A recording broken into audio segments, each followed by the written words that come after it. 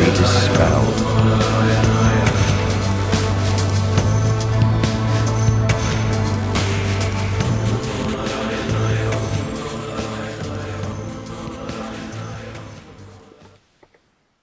It's with great delight that I welcome you to this satsang, which I am transmitting. Sounds a bit pompous, doesn't it? Which I am speaking from the most natural place I could actually be in. And this wasn't designed like this. It just sort of happened to coincide, which it's been happening like that all the way through this series. It is proper magic, all this. And I think it's actually more powerful than even I realise most of the time.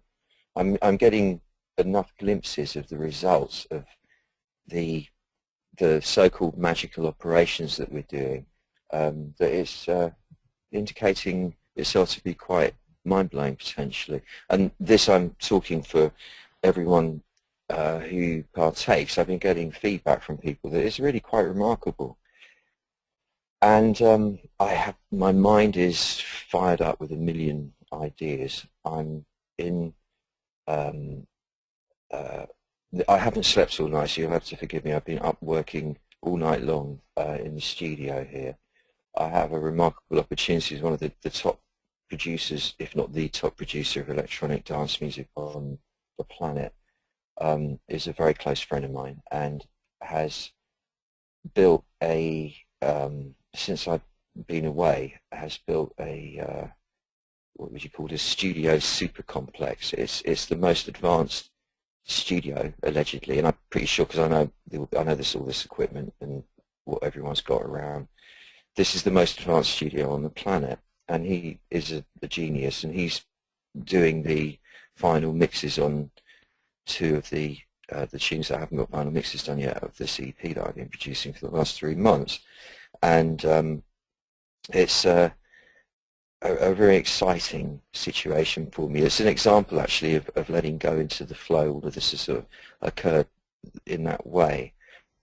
He's an amazing guy, this guy. He is an exemplar of living the natural way. He only eats raw food, but I'm not talking raw vegetables only. He eats raw meat and raw eggs. He has 6 raw eggs every day. What's that stuff they use for cleaning swimming pools with? Sodium chloride. He takes a few drops of that morning and night as well to clear his stomach. And many other really bizarre things. He's built like a gorilla. I mean, he's the most manly man I think I've ever known. And I mean, really well built, strong, like unbelievable. He's got a pair of jaws on him, like he's really got a mouth like a gorilla. It's really quite something to see. Very handsome as well. And he is the most incredibly outrageous person who gives vent to his natural urges and desires in a way that in a more extreme way than anyone I think I've probably ever met. Currently, for the last while, has been exploring the deconstruction of conventional identity references, and one of the experiments has been walking around in drag, which, if you could see the surroundings here, the sort of like utterly amazingly wild forest high up in the hills, really unspoilt, really quite primeval, and the contrasting super high-tech, beautifully designed, like being on the bridge of the Starship Enterprise studio complex, because there's about 6 studios, not just one. And then this guy walking around in drag. It's quite remarkably bizarre. He had a meeting with one of the biggest DJs that everybody's like in awe of, who you'd normally put a shirt and tie on for or something. He went downstairs to meet him in drag, you know. He's one of those guys, very, very, very interesting. And he's always said to me, you've got to feed the beast. You've got to feed the beast. You can't be in denial of the beast. The key is what you feed it and how sensibly you feed it. Um, Now, normally people are afraid to express their primal side, or their true nature, for fear of being judged and cast out of society. Well, he's an example of somebody who just totally does it, and rather than be cast out of society, is completely and utterly honoured within his sphere, and doesn't have to sort of compromise on his outrageousness for that. So he's at one end of the scale, and he'd be the example of Lenny Ibizar. You could Google him if you want to see what he looks like, the kind of character he is. Beautiful man. The other end of the spectrum, fairly towards the other end, was this video link I sent out for Lana Del Rey's long, beautiful piece of music. I can't remember the name of the film director, but it's like a Hollywood, mega production for a music clip, quite a long one. And it's not my kind of music. I mean, certainly it's not the sort of stuff I normally listen to, but for its genre, is top class. She's amazing, not derivative in any way. She's not copying anybody else. She's not doing a parody of the primal. She's not doing a parody of the sexual self like pretty much all of the others do. She's certainly a very beautiful woman, a brilliant performer, and it is a performance of the proper performance. But she's completely authentic. There's nothing fake about her at all. I have amazing admiration for her, and she expresses the primal self probably more elegantly than I've ever seen it done. And as I say, normally I think of a guy when I think of being wild, because I am one. She's the most perfect example of a woman expressing the primal side. Wow, I mean, really, if you haven't seen that video that I sent the link for, definitely check it out. A nice piece of music as well. Why is it important to be in touch with the true self? Well, I mean, because your true nature can be, you can call that your true self.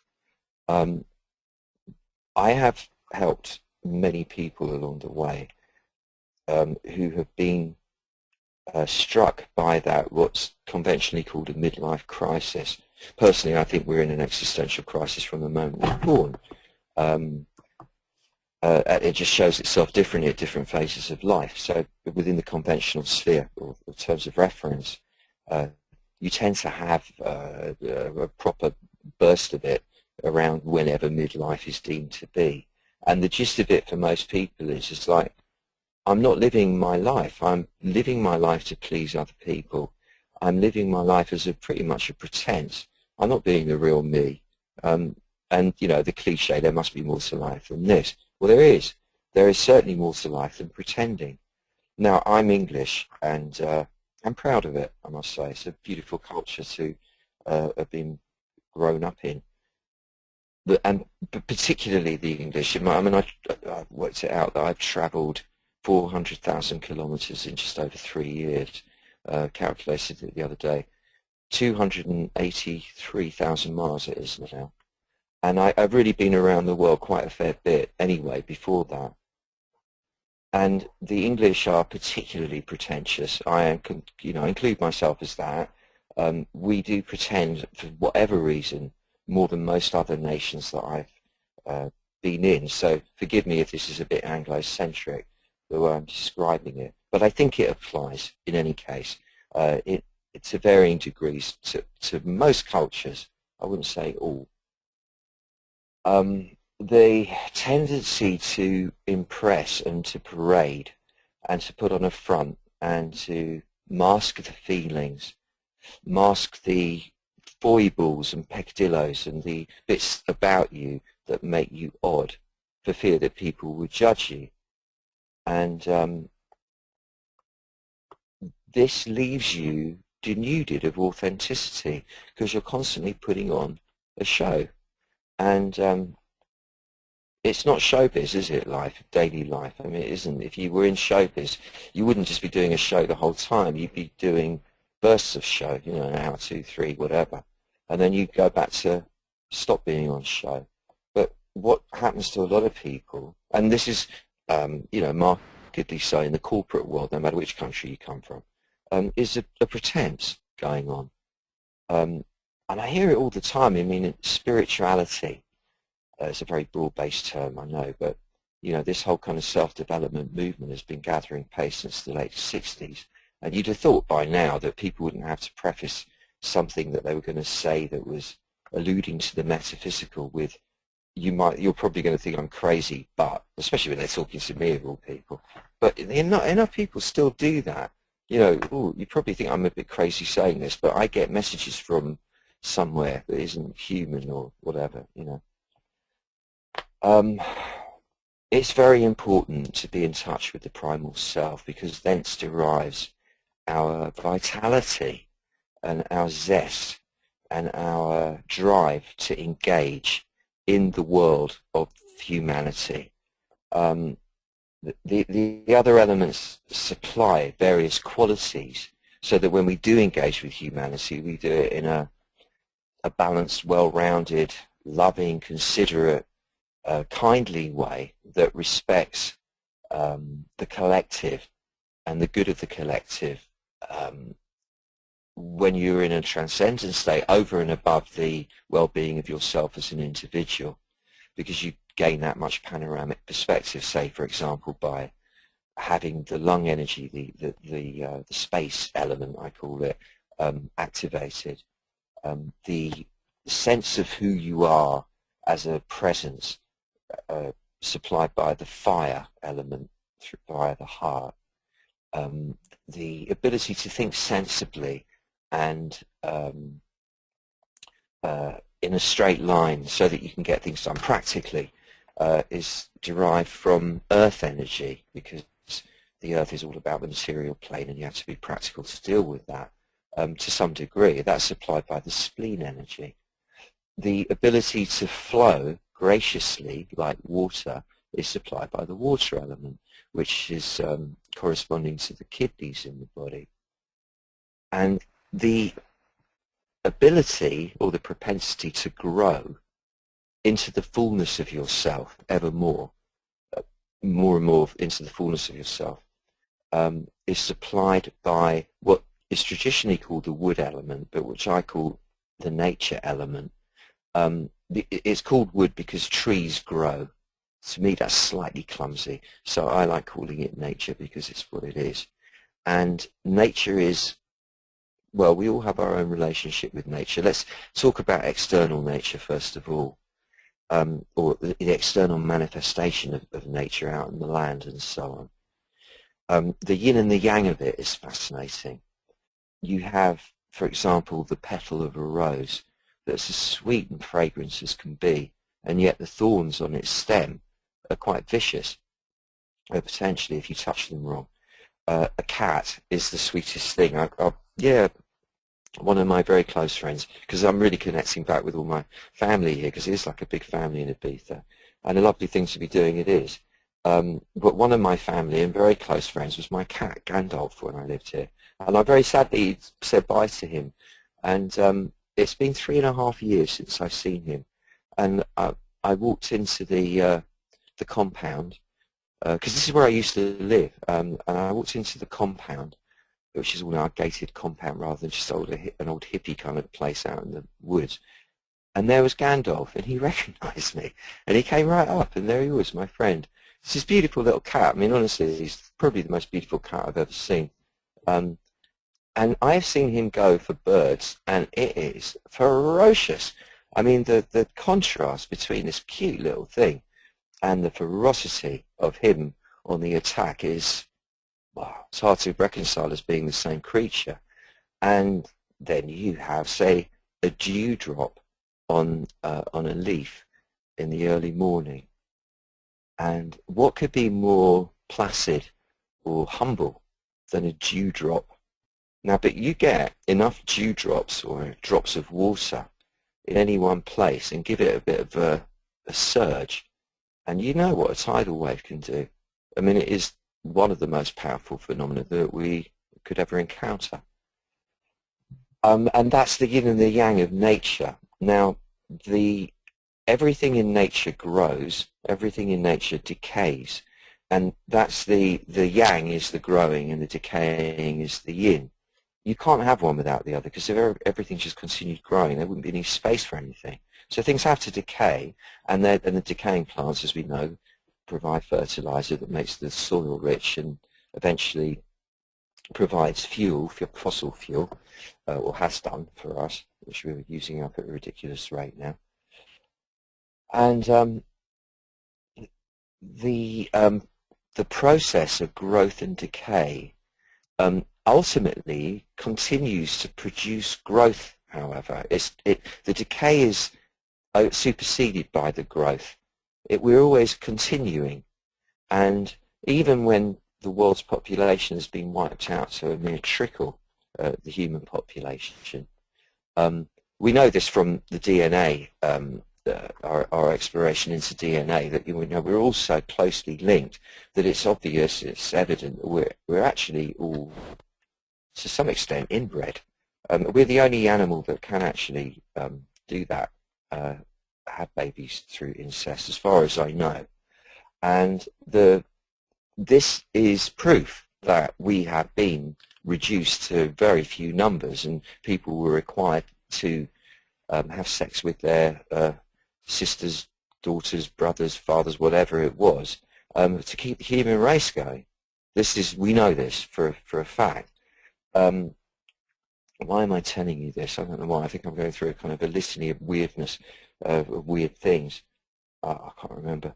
But the point about it is if you are completely civilized, if you are a model of decorum at the expense of your true self, not only are you depriving yourself of an authentic experience for the one shot you get, because you can believe in past lives, but in this body, this is the only life you get. With this mindset, with this personality, with this character, with this nature, this true nature that you have, this is the only pop you get out of it.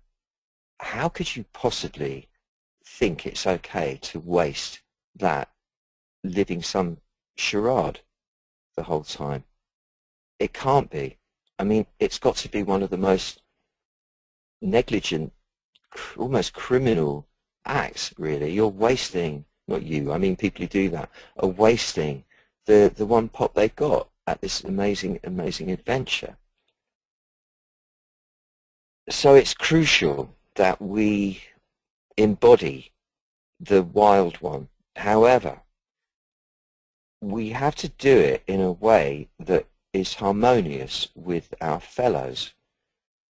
And this doesn't have to be achieved by inhibiting yourself.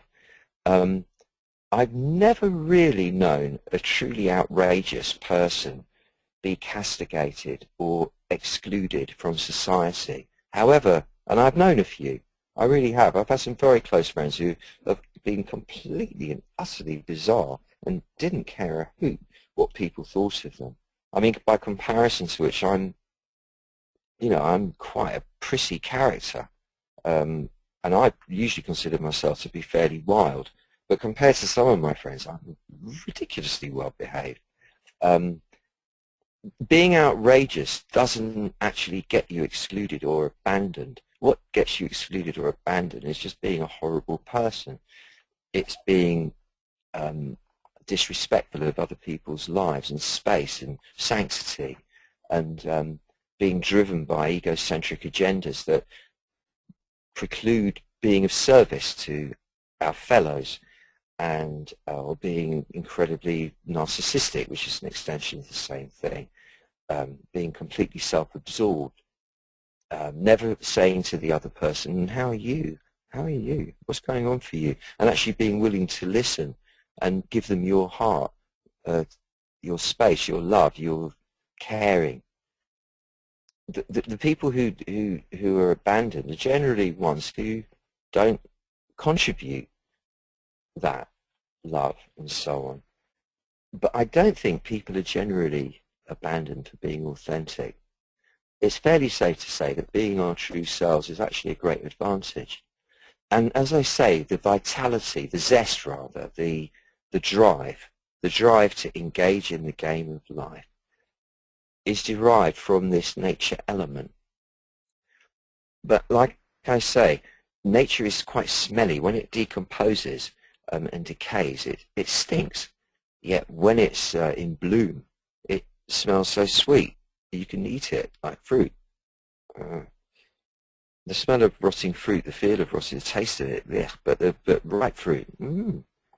And we're talking about instinct. We're talking about being in touch with that part of us that whence the instinct derives.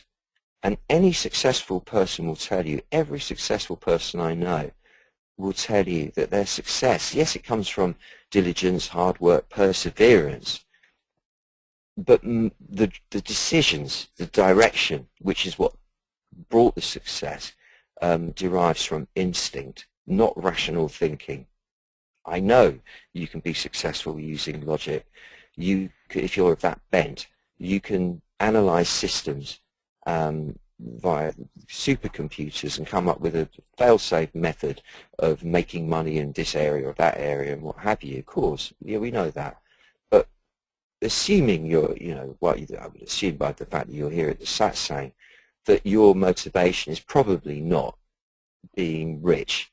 I mean, lovely if when money comes, we all love to live in abundance. That's a beautiful thing. But it's not the driver, is it? The driver is to grow into the fullness of the self, to grow into the fullness of the universe, to be one with it all, to flow with it all, to feel the joy of being alive each and every moment, come what may. That's success, surely. I mean, that's what people want the money for, the ones who strive just for money. They want it so they can enjoy each and every moment. Unfortunately, when your occupation is completely about making money, it's fairly hard to do that. In my experience, speaking to people that do that, they're generally not enjoying each and every moment. They're projecting constantly into the future and to the next deal, the next move, and so on.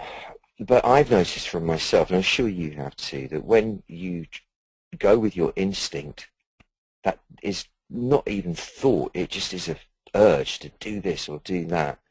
You're led on the path of adventure, and life is beneficent towards you. It gives you everything you need, and it does it in the most wonderful, surprising way that it generally tends to make it look like you're going to fall right over and down into the pit. And just at the point when that was going to happen, providing you stay relaxed and trusting, even willing to drop into the pit if that's where it's going to take you, it flips it and turns it into the total opposite. Now, the key to equanimity and clarity is found in riding along in a centered way, riding along in the back of yourself, so that you're not emotionally attached to when it's going amazingly well. I mean, you kind of learn this over time, that when something, a great opportunity drops into your lap, which they will do, it's exhilarating and exciting, and then it's, there's another side to it. There'll be a whole kind of raft of responsibilities and a raft of aspects that aren't ideal, because nothing is. There you are, you're back in the yin and the yang of everything. You get a moment of, wow, I've transcended yin and yang, and then bang, you're in the yin and the yang again. And it's the same with the horrible stuff, the horrible, difficult, nasty phases. When you're centered, when you're in the back of yourself, you don't attach to those either. You don't invest in them either. You don't identify yourself by those. You actually allow yourself to love whatever is happening. That's grace. That's grace. And the key is gratitude, of course, just being thankful for everything rather than moaning about it or freaking out about it, and trusting that it will all be fine. Life is your fairy godmother. The Tao is your fairy godmother. She'll always look after you as long as you trust her to do that. But she will anyway. I'm going to take a sip of water here. So, okay. So the purpose of today is to evoke, or is it invoke, I never really know, the element of nature. The driving force that it's so powerful and yet so discreet most of the time, that is causing the grass to grow, the trees to grow, the bushes to grow, the weeds to grow, the fish to grow, the birds to grow, the people to grow, the animals to grow, all of it. And that is causing the mess as much as the miracle. And even the technological achievements that we've made that are now potentially threatening to destroy us, if we don't come up with technology that's going to do the opposite, which I think we will, maybe, who knows. Even that's nature. None of this stuff that I'm looking at around me here, all this ridiculous kind of space age equipment, came from the planet of technology. It all came out of the earth, everything. Our washing machines, our cars, our cell phones, there's crystals in the cell phones that make them work. You keep on, a million examples of technology that we normally think of as being not nature. That's nature. It's just our twist on nature. We are nature, and people talk about us being at odds with Mother Earth. Well, maybe we're at odds with Mother Earth, but maybe we're just like nature, and that's what this human thing does. What we're doing, remarkable and bizarre as it is. Whatever it is, the drive, we've got to roll with it. That's the key. We have to roll with the drive. And that's what we're going to do today. We're going to instigate a new level of rolling with the drive, the true drive of nature, a new level of self-acceptance, a new level of being able to be exactly what we are, who we are, however quirky and bizarre that may appear to others. So a new level of self-expression, freedom of expression. Now imagine the joy that comes with that. Think of a situation in which you've been bottling it and pretending. It could be your personal relationships, it could be your business relationships, it could be whatever. Imagine how wonderful it will be to actually just be yourself and be real and say what you really mean. Now, this doesn't mean you have to be horrible. That's childish. You can say what you mean in a kindly way. And if anybody is hurt by the truth, providing you said it in a kind way, respectfully, they will recover and they will benefit from it. People only get hurt when you hurl nastiness at them, which is a lie, generally anyway. The truth itself will not damage. As long as it's delivered in a kindly way, it will not damage, it will only heal. It might take a little while, but it will heal. And to put ourselves more in touch with our instincts so that we're not so precious about every move we make, not so terrified of things falling apart and our carefully woven schema becoming disheveled and life getting messy. Like, big deal, so what if it gets messy? Things do, so what? Let's get to that point where it doesn't matter. So we become a lot more bold that way, and therefore a lot more able to flow, a lot more able to contribute, and to do so in a state of joyousness, which is the greatest gift we can bring to the world and to ourselves. That's the idea of today, to put us back in touch with the power that really drives us on the earth plane, nature. And to know that we are part of that, we're an expression of it, we're not something at odds with it, something separate from it.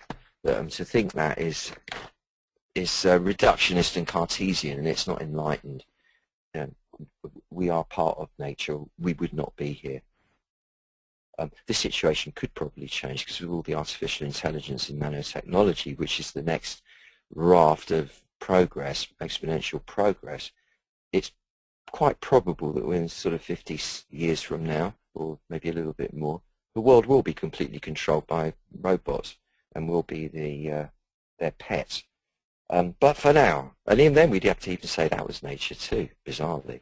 For now, however, here we are, and I'd like to take this opportunity to begin the meditation, lest I waffle on like a man possessed for the rest of the session.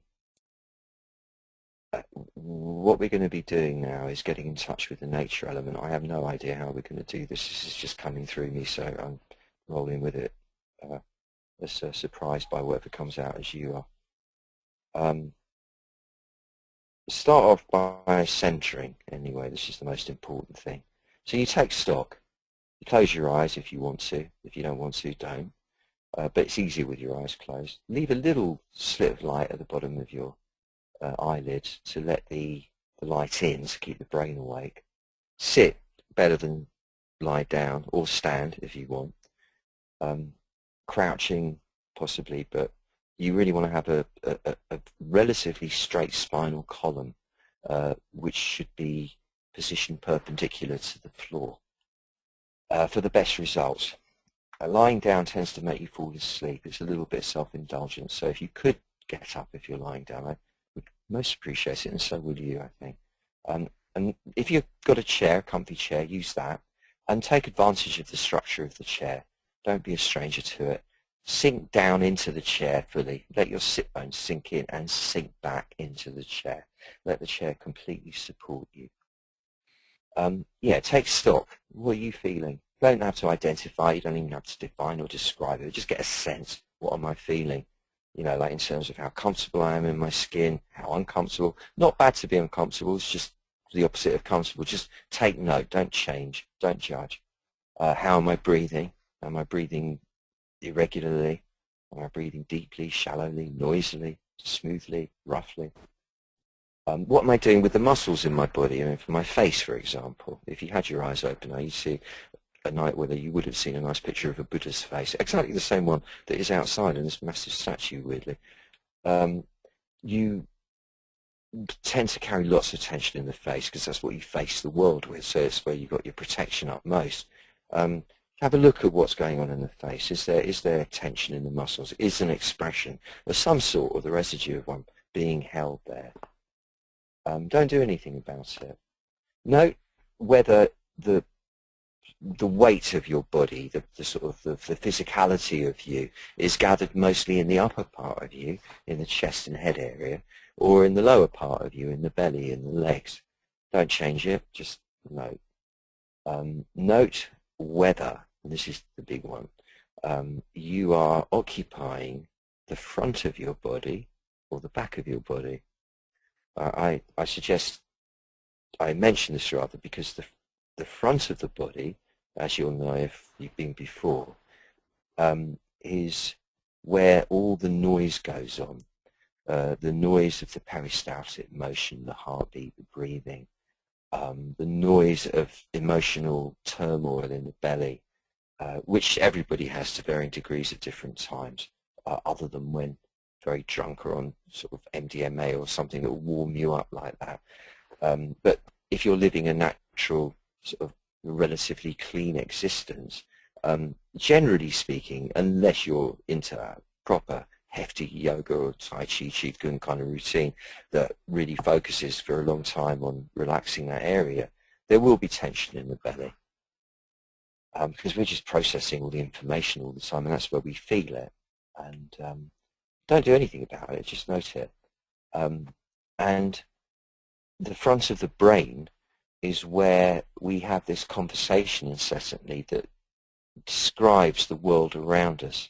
The world is this, the world is that, my world is doing this, my world is doing that, I'm doing this in relation to it, it's doing that in relation to me, so on and so on. All description, all held in place by a conversation, a debate in the front of the brain.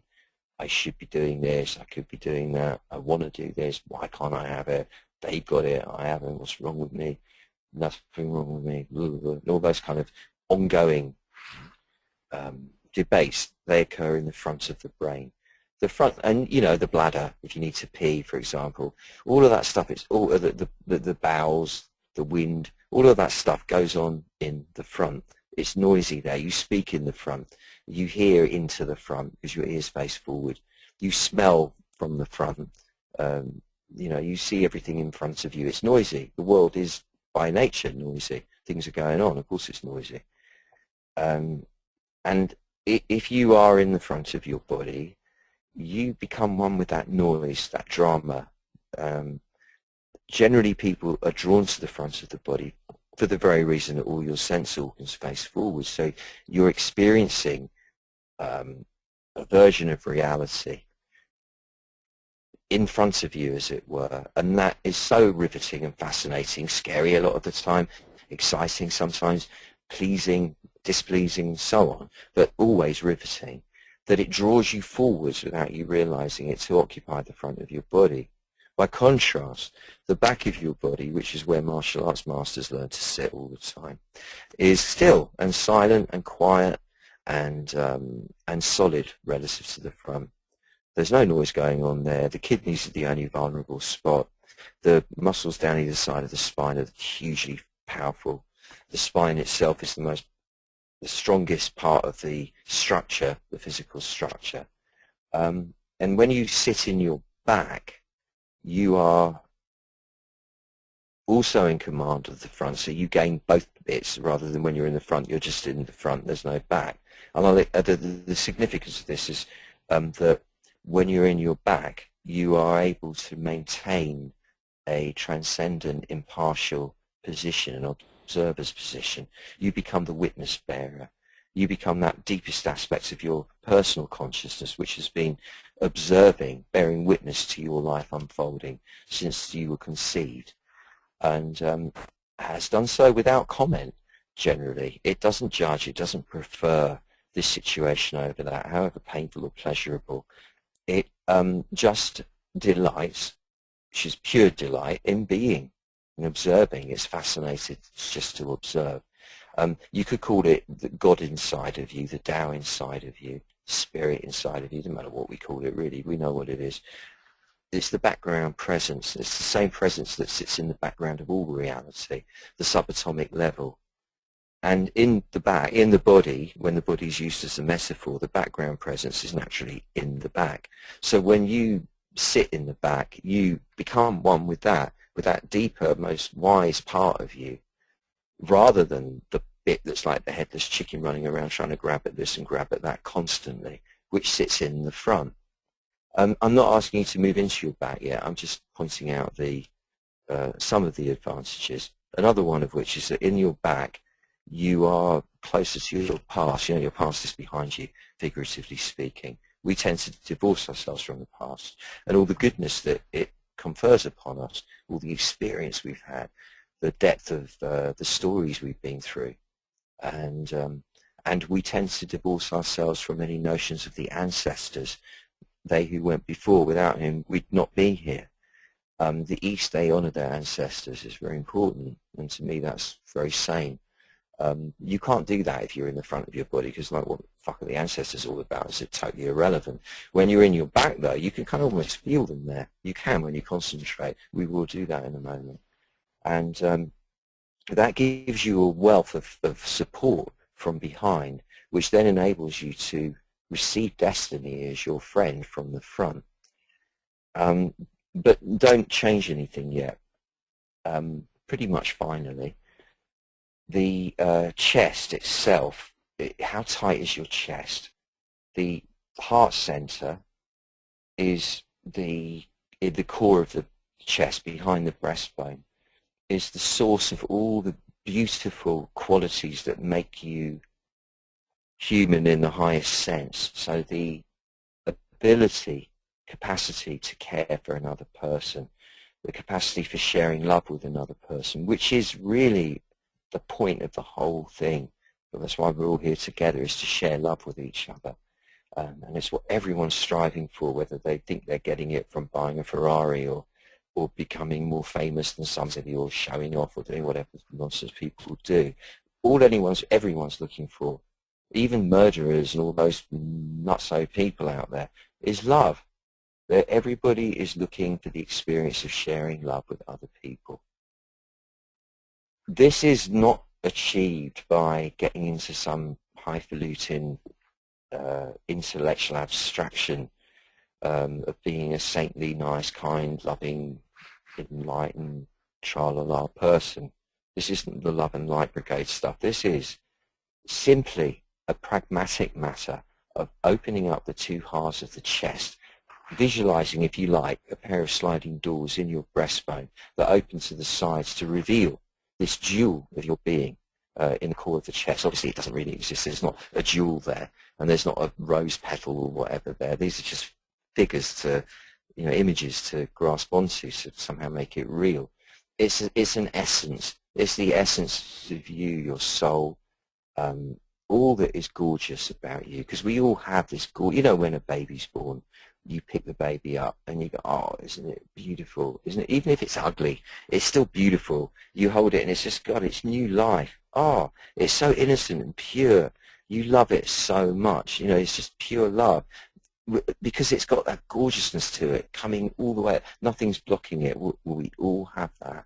It never went anywhere. Just because we got bigger, it didn't go anywhere. It's still there in the core of us. We just grew rings around ourselves like, the carbon rings of a tree.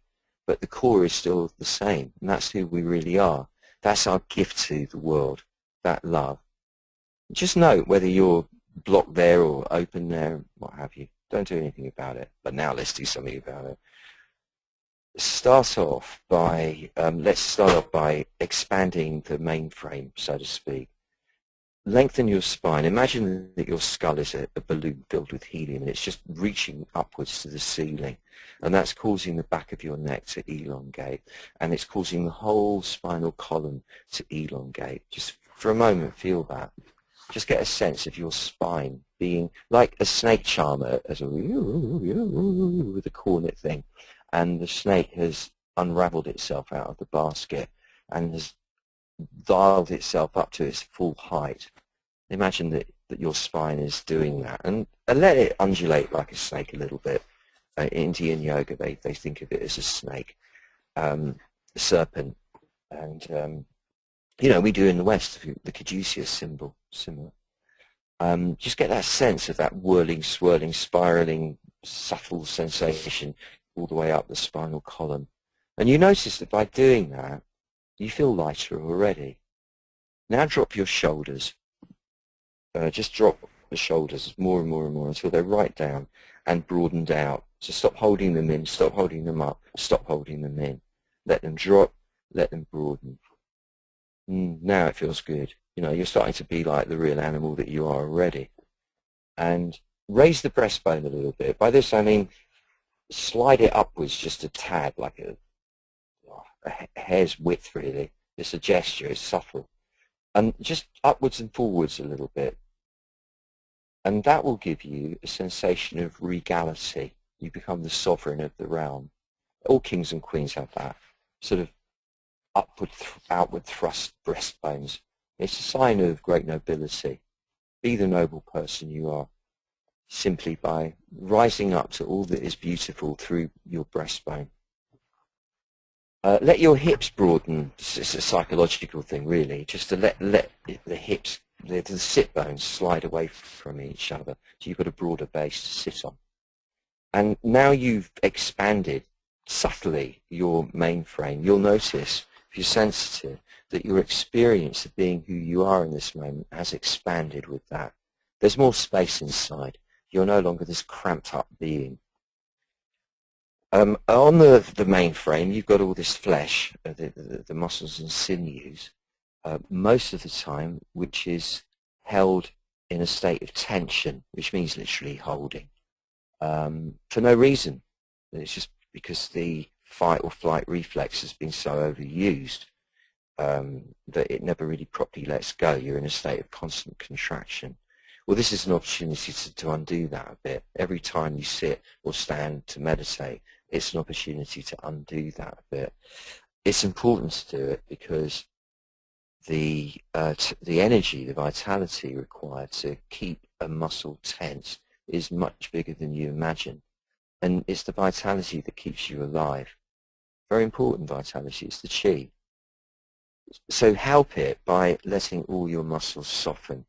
You can do a global muscle softening spell, just whoosh, let all the muscles in the body soften at once, or relatively briskly but seamlessly move down the body from the crown of the head with your awareness, down over the sides of the head, the back of the head, the front face, especially the face, the ear area, the shoulders, shoulder blades, arms, sides, chest, upper back, middle belly, lower back, lower belly, genital area, buttocks, legs, feet, and wherever there is rigidity, let it go. Just exhale smoothly and silently, let the tension go. Key areas to look for: forearms, the fleshy part of the forearms tend to be tense from sort of unconsciously gripping with the hands. So you let them go and let the hands relax. The feet, the shins, the feet tend to be a bit tense. Let the soles of the feet relax. Let the chest relax, very important. Let the belly relax. Let the lower back relax. And now things are a bit softer. I imagine you're feeling a bit warmer as the chi is able to flow a little bit more freely. You've released chi into the system, it's able to flow a bit more freely. Now the breathing, which acts like a pump for the chi, you know, like, have you ever seen a hydraulic pump? They're brilliant things. Imagine you're breathing as a hydraulic pump mechanism. And you're breathing in and breathing out, and it's not just some passive, unconscious activity. It's an active, participatory activity. You're in it. You're breathing, and it's beautiful. You're breathing out all the crap from your body. You're breathing in fresh life. With fresh life comes fresh opportunities, fresh possibilities. The adventure can go on. So you value that in-breath and life, and you breathe out and you release graciously everything that's gone before. And you let the breath settle into a smooth, silent, silken, seamless, slow pattern. You notice now that your mind has started to calm down. Now, the big one, before the big one, drop the weight from the head and the chest into the belly and the legs. It wants to go there anyway. With the spine reaching up for the ceiling through the crown of the head, there's no danger of slumping. So allow the weight to sink down. You feel weighted, you feel rooted, you feel substantial, you've arrived here. And now is the big one, the presence in the front of the body. Allow it to sink backwards instead. Lean up against your shoulder blades in front of your spine, the pelvic bones at the back, the sacral bone, and most dramatically, lean your mind back against the rear wall of the skull so that your mind's no longer in the front of the brain. So you've got your mind back in the cerebellum, in the back of the skull now, leaning up like a Buddha, a cool Buddha, not some goody-goody boring one, but a really cool Buddha, laughing, happy, jolly, crazy Buddha, leaning into the back of your skull, chuckling about the joke of life and the nonsense that we adhere to. Laughing, laughing, laughing with the laughter of freedom. And you're in the back, you're in your back, you're in the back where it is strong and powerful and still and silent like a ninja, while the front is now under your command. So you can relax your belly even more. You can take command of the sensation there rather than it take command of you. And finally, for the setup phase, visualize the two halves of the breastplate opening like a pair of sliding doors, as aforementioned, and revealing in the core of your chest something that looks like a beautiful cluster of jewels or roses or jasmines or whatever. Just something, a lotus flower, something that inspires a sense of nobility and gorgeousness, beauty and magnificence, beneficence, beauteousness, and everything wonderful like that. All the top quality human facets in you. The gorgeousness of you, your soul, who you really are. Let it radiate. The doors are open. Just let that essence radiate freely. You don't have to be mean with it. It won't run out. The more you let it roll, the more there will be to replace it. It also opens you to receive similar from everybody else in our circle. It's a good time to mention that. Here we are in our hundreds around the planet, in pretty much every time zone, pretty much every continent, except the poles, as far as I know. And we're like-minded souls, beautiful people, us. We're beautiful, all of us sitting here. Disembodied spirits, if you like. And each of us is radiating this love. So receive it, take advantage of it, breathe it in and then breathe it out, multiply to everybody again.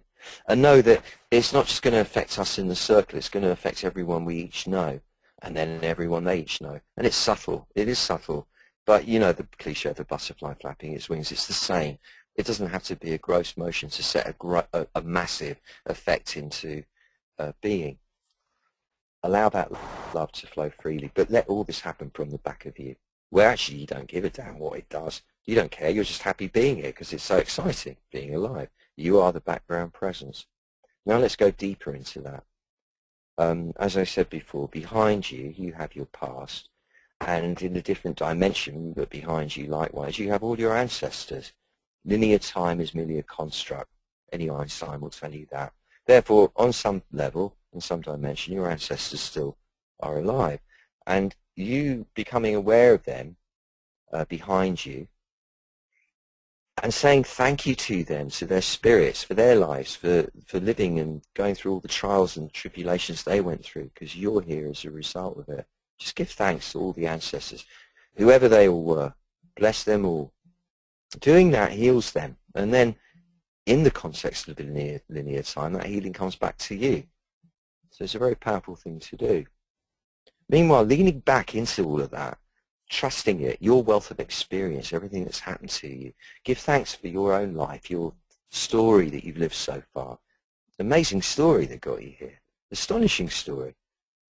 Give thanks for all of it, and that will support you now through the back. As you lean back into it all, it's there behind you, supporting you. That's what actually comprises the real essence of the chair you're leaning into. Now, at the same time as you do that, destiny, figuratively speaking, is coming at you from the front. You know, what is to come is before you, i.e. in front of you.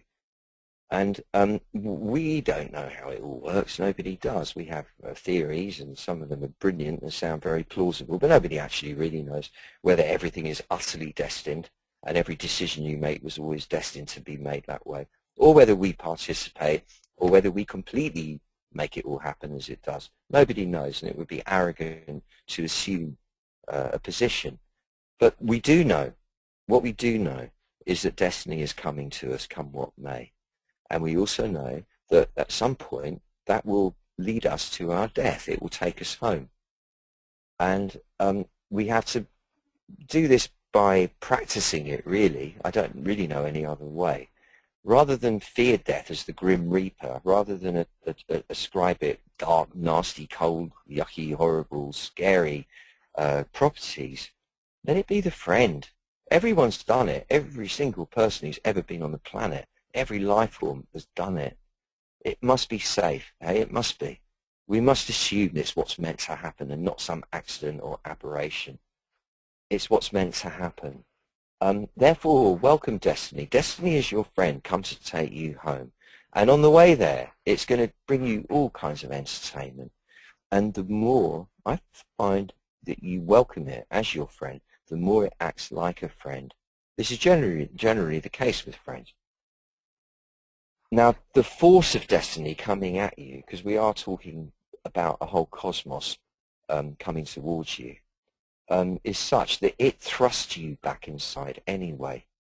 So you now have this interesting paradox of the past, your ancestors pushing you subtly forwards, going, go on, go on, go on, go on, you can do it for us, do it for us. You know, that's what's driving you. Meantime, destiny coming towards you is thrusting you back inside. And here you are. The action of those two on each other produces the pith of your being. That is the ethereal substance, so to speak, of this background presence, like the pith of the fruit. And it's from the pith of you that your character evolves. Now, the point of all healing processes, psychotherapy particularly, is essentially to heal the character, the broken bits of the character. Everybody, most people, can't say for everybody, has a broken bit or two in their character at least. When you allow the character to emerge like this from the pit of your being, almost as some sort of effusion coming from the back into the front and lighting everything up before you. It heals the character. It straightens it out, so to speak. Now, destiny is coming towards you like an angel. See it coming like an angel, beloved angel. As soon as you actively welcome it like we're doing now, as soon as you start channeling it rather than just avoiding and denying it, it becomes your friend. It becomes your friend. And it actually requires your direction. This is traditional. When you start channeling the force of it through you actively, cognitively, responsibly, it then will bend to your will, is the traditional sort of schema proposed by the Taoists. It's a fascinating one. In other words, it would indicate that providing you've aligned yourself respectfully with what is, as we've just done, you are then able to direct destiny. The angel of destiny is waiting for you to go, here's where I want to go. Now, I would suggest that you don't intellectualize that. You allow your imagination to provide an image or a vignette somewhere behind your forehead. You probably see it. It might be completely irrational, completely unreasonable, completely surreal. It might make no sense whatsoever.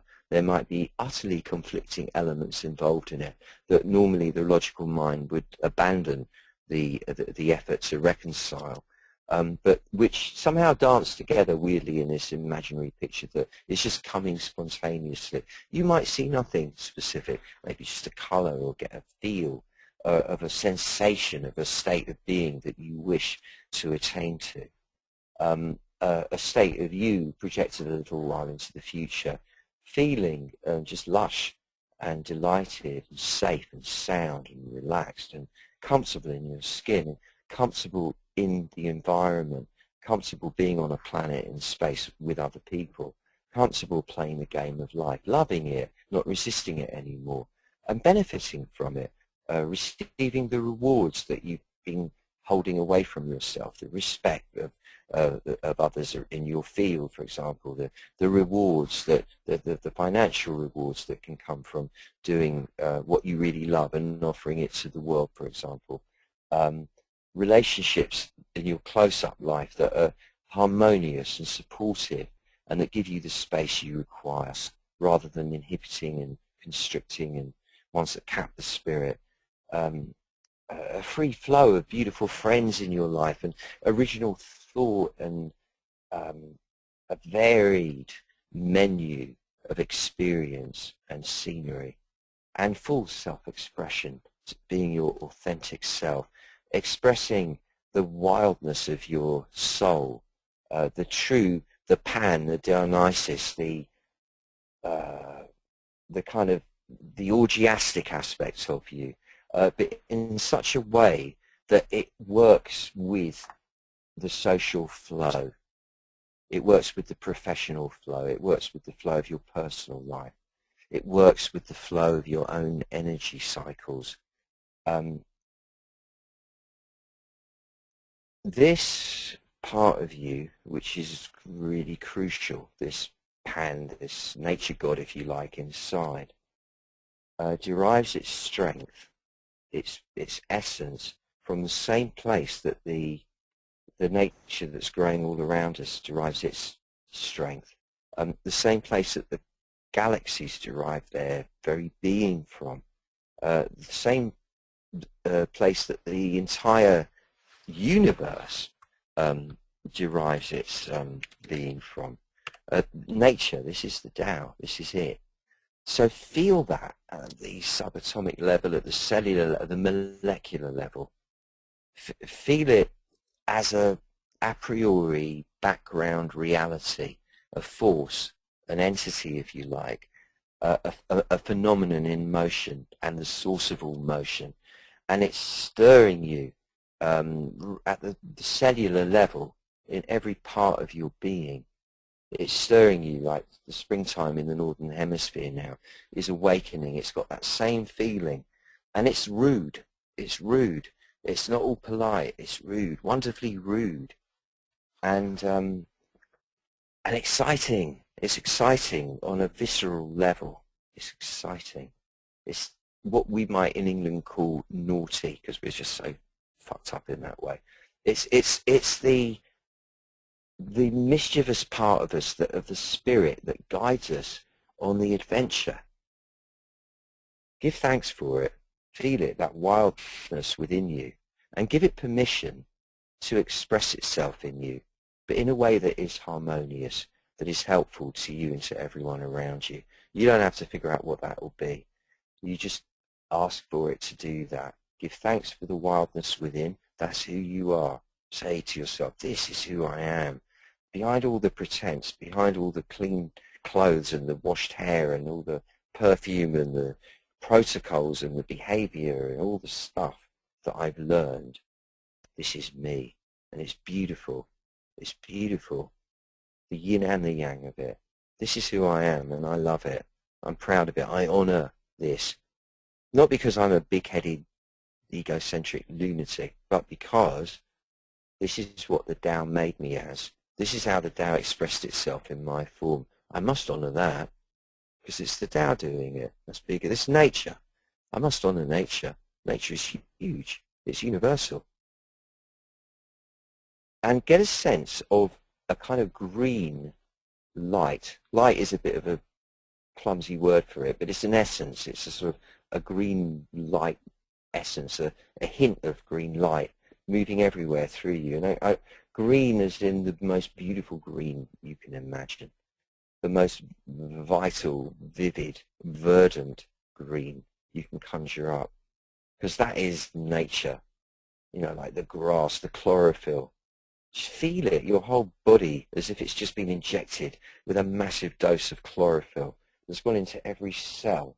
And just for a moment, it's turned everything this beautiful bright green inside. Just for a moment, it's made your whole body glow bright green on the outside. But lest we get mistaken for aliens and shot down by some hostile other aliens or whatever aliens go through, now let the green subside and turn into a beautiful, soothing white gold. White gold is cleansing and healing, and it mends, and it integrates and protects. Feel that now as the reward for the succumbing to the thrust, the primal thrust of nature within. Now comes the softening, the harmonizing, the integrating. Beautiful gold, white gold light, moving throughout your body and all around you, and to everyone here and to everyone everywhere. And now let the white gold be tinged with flecks of violet. Violet is what instigates the transcending one dimension to enter a different one, a higher one. There are, the given wisdom at the moment is that there are actually 11 dimensions, and it's a matter now of just opening up to all of them, even though we don't even know what the others are. Just let yourself be everywhere if you like. There is no self. There is no individual. This is purely an illusion. What there is Tao. What there is nature. And each of us is an expression of it. You say a bed of flowers. You say a human race. You say a bush. You say a human race. You say a forest. You say a human race. We're just like that. We're just like that. And yet we're privileged because we can walk around, we can talk, we can create things, we can do whatever we want. And we do all the things we want. A lot of them pretty destructive, but also a lot of them very creative, through the agency of other people and our interactions with other people. We have to engage with other people. We have to play the game. And the competitive aspects of us has to compete. The creative aspect has to create. This all comes from the nature element. Feel that vitality, that natural, crude, rude force rolling through you now and giving you the zest, the enthusiasm to engage. To know that it doesn't matter about winning or losing. It only matters about engaging in the game and giving of your most to make it enriching and entertaining for everybody, and of course for you.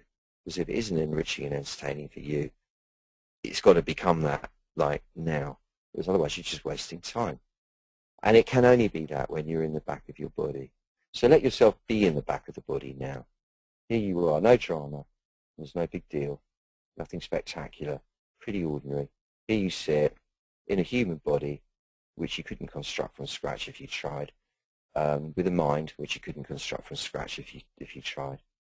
In a universe which is utterly, indescribably, ridiculously, magnificently huge and unfathomable.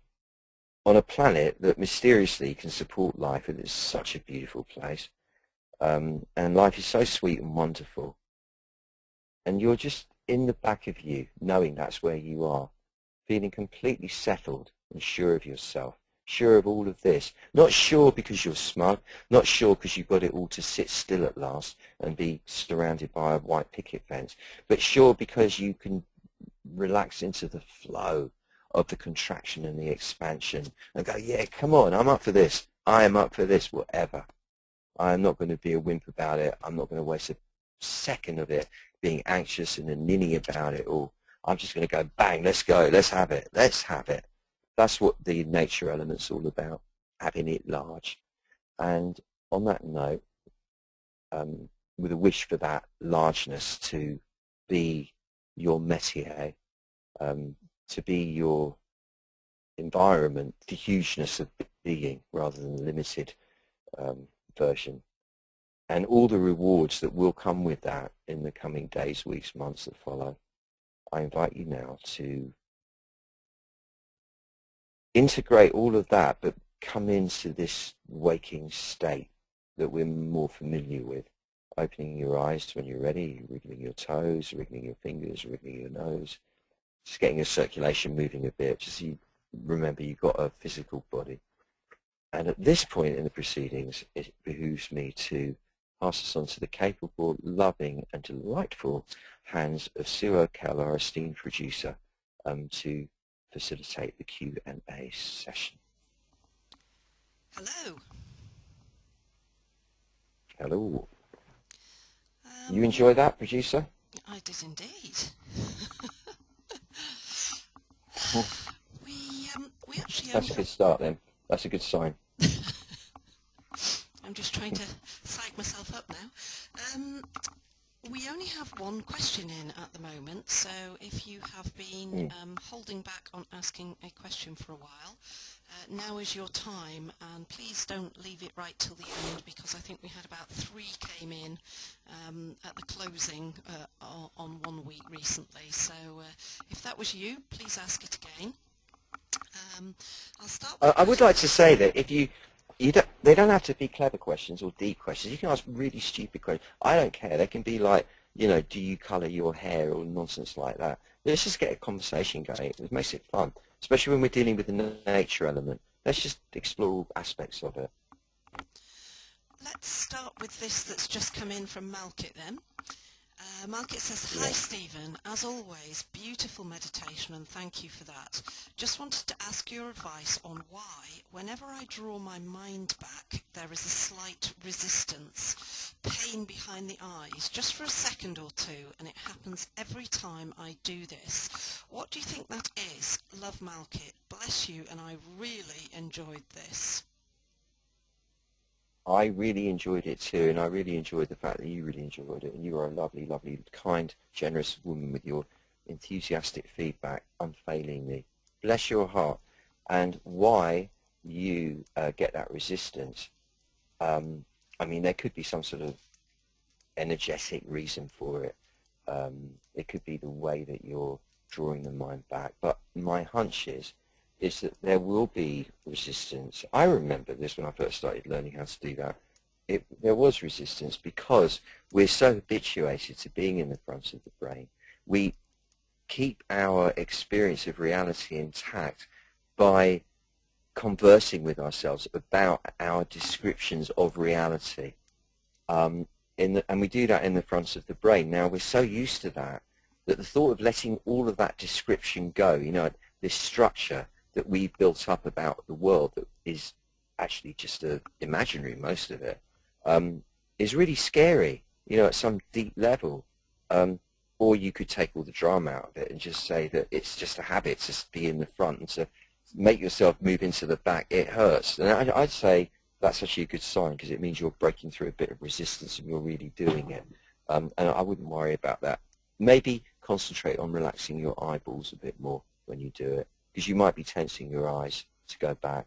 You might be trying a little bit too hard, in other words. So you could maybe start off by picturing, before you move your mind back, this is a good technique, you could picture a pile of cushions in the back of the brain, leaning up against the rear wall of the skull, you know, ready for someone to sit on, and take a moment to see them as, you know, beautifully coloured, embroidered, precious kind of fabrics, silks and satins, cushions. Like, wow, they look nice.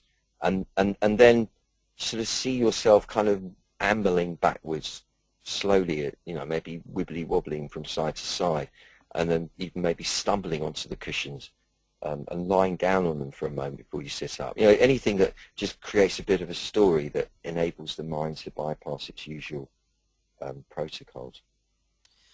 Yes. Okay, Yeah. this other question is from Clara. Yeah. Clara says, thank you for inspiring us all in here for out there. How can Qigong and what she calls medi-visualization help detoxing body and mind? Hello, Clara, indeed.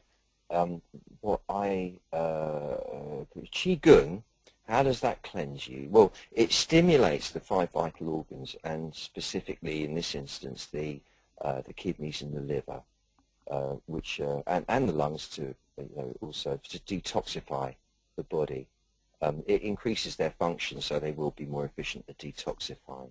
It gets the blood circulating, so it moves the sort of all the poisons out. You know, it stops them getting stuck in places. It enables the mind. This is most important. It gets the mind to empty itself. It cleanses the mind. It really does feel like, well, it depends what kind of Qigong you do. The kind of one I do cleanses the mind. When you've finished a bout of it, you feel clean in the head. You know, it's like it's somehow cleansed you. Medi-visualization, is that like visualization in medication? That is, well, look, the point is the mind is the most powerful thing. It's not the body. The body is an expression of the mind. The mind is the most powerful. Not when it's all busy talking loads of nonsense to itself, but when it's in the back of the brain, when it is really one with the big mind. That's the most powerful thing there is. That's what controls the autonomic systems of the body. And that's why healing can happen when the conditions are right. It comes from the mind. So when you visualize yourself, say, let's say at the North, let's say the South Pole, it's probably a bit cleaner down there, and everything's really, really white and pristine wherever you look, and the air is apparently at least very, very, very clean, and there's no noise, and except for natural wind and what have you. I was going to say, then a penguin shits on your head. That kills the cleanliness of that one. But no, I'm just picturing just like pristine view. That in itself cleanses the mind, because you're giving it the signal to think clean, if you like. And that's how it works. It's pretty crude for something so incredibly sophisticated, the mind, in the way it will operate by association like that. But that's kind of in a nutshell, I suppose, how it works. All right, we've got questions coming in thick and fast now, Stephen. This is from Sarah. Thanks for a wonderful satsang. I have read that chronic fungal infection of toenails can be due to imbalance of the wood element. Do you have any practical advice on how to treat this condition? Thanks. Yeah, hello, Sarah. The liver, which is the wood element in the body, or is what represents it in the body. When the liver energy's a bit messed up, you do tend to get that sort of symptom. more, I mean, aside from topical treatment on the area, you'd want to rebalance your liver. Done on your own, primarily visualization, as always. You visualize the liver, the two lobes, the left and the right, with the gallbladder in the middle, and you start talking to it. And it's like, imagine it's a person, hello liver. Don't really know what to say to you because I've never spoken to my liver before, but it's very nice to meet you. And I understand that you're keeping me alive in a quite crucial way, and that you're rather resilient too. So I just thought I'd pop in and say, thank you very, very much indeed. Sorry for the hammering I give you, but, I understand you're pretty resilient. So I would like you now to rebalance yourself, my liver. You know what to do. You're very intelligent. Just rebalance yourself so that my toenails sort themselves out. That would be the beginning. As long as it was genuine and you actually got there and you actually felt something, the liver would then automatically relax and warm up. That doesn't mean actually overheat. It means just, the juice starts flowing in it and it starts operating better. The toenails won't necessarily clear up straight away. I would visualize the toenails looking healthy. That is very important because then you're sending the messages. You could drink a safe, easy to recommend thing is chrysanthemum flower tea. Great for balancing the liver. Drink 2-3 strong cups a day, preferably made from the petals rather than tea bags. And within 3 weeks, you will notice big change in your liver. Lycopodium, perhaps, a homeopathic remedy, might help with that. Let me think. Dietary shifts, of course. You cut out greasy food, cut out or cut down. Don't cut greasy food out if you love it, but certainly cut it down. Cut down alcohol, cut down coffee, cut down anything that hammers your liver, or stop it. Go on a 4-day apple fast if you're really into getting the nails to heal, because that will sort them out in 4 days. You just basically don't eat anything but apples for 4 days. As many as you like. You find you generally tend to eat about 3. First day's horrible, really hungry. Second day's pretty horrible. Get headaches and stuff as the toxins come up. Third day, you start flying. By the 4th day, you really are floating. It's just the most amazing feeling. And all these kind of symptoms like that will generally clear up from that. And or go to a damn good acupuncturist, if you can find one, who does herbs as well, maybe. And they'll sort your liver out in a jiffy. They know what they're doing. And aside from that, I can't really think what else to tell you. May that help. Alrighty, we're And the nearly next. up to 1 hour 20. Excuse me being facetious. I'm not devaluing all this, We're nearly up to 1 hour 20, Stephen. So how many more questions would you like to do? 1. Because I've got Lenny waiting to come back in the room here to start work again. 1. Okay, well, bear with me and I'm going to have to choose one on your behalf. Okay, let's go with this one from Francis. Hi, Doc. Right. Is there anything you could suggest for prostate cancer said to be aggressive? Thank you for marvellous satsangs. They are thrilling on so many levels. Love, Francesca. Nice, easy one for the last question, eh? Hello, Francesca. I'm sorry to hear that you know somebody who's got that going on.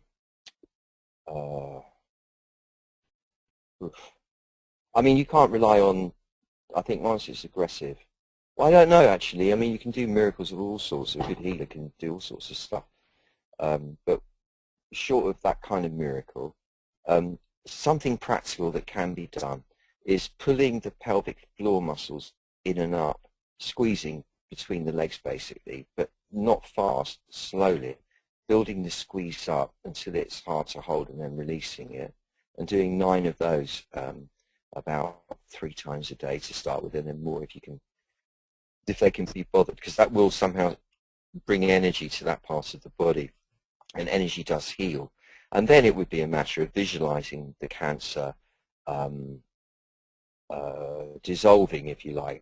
Talk to it and say, it's not that I want you to go if you're meant to be here, but if you need to go, this is your opportunity. I give you permission, my strange friend. You can leave now and go somewhere else, really, because I don't need you, as far as I know. And if that's what's meant to be, please feel free. Go. and you visualize with an out breath, like a whoosh, you visualize a very burning, searing, bright white light going down the body on the inside through the prostate gland, and somehow kind of like carrying all the distortion away. But that obviously is not meant to preclude proper medical treatment. It's just something that could go along with it. And you, as a friend, could, or wherever you are, could direct, excuse me, direct a stream of searing white light to the area of the prostate and visualize the cancer dissolving, as it were. These all help, these things, definitely. But we must also remember that death is not the enemy, and that something's going to carry us off one way or the other. And whatever it is, you've got to kind of be thankful to life for it, because that was the mechanism that was going to take you home. And after, in terms of the universe, a relatively short period of pain, and hopefully very short, you come out of the skin, there you are, in the everything. You are the Tao again, without the delusion of being a separate being. Nothing's lost. Nothing's lost at all. So there's not anything to be afraid of. There really isn't. And that's more of a topic for next week, though, which is the one on Wu Qi, which is a hard word to describe in English. It clumsily translates as the ultimatelessness. So it's the Tao in its undifferentiated absolute form. Before there was anything, before there was even light, before there was even sound, before there was life, before there was anything, there was nothing. The dark matter. And Wu Qi is that thing. It's that, really, that which cannot be described at all. And we are going to make friends with it, because when that's the deepest level, when we can make friends with Wu Qi, the Tai Chi, the supreme ultimate, the yin-yang manifest world, is a lot easier to ride. It becomes much more our friend when we go back behind it to where it comes from, which is absolute nothingness. And we will allow ourselves to dissolve into absolute nothingness. And from that will come absolute somethingness, and it will be a beautiful. So in other words, the last one is the catalyst to turn all these other previous ones on, properly activate all the sessions till now. I would suggest to any friends that you have that you think might benefit from a stonking session to clear things and make things move into the new phase with a bang, a lovely bang, come next week, because it's going to be powerful. I can feel it already. And thank you very, very, very much indeed for being here. It's an honor and privilege and pleasure to conduct this. Thank you, Sue, for making it all happen. And thanks to the Tao for putting on such a damn good show. Thank you, and bye. Have a beautiful week. Much magic to you.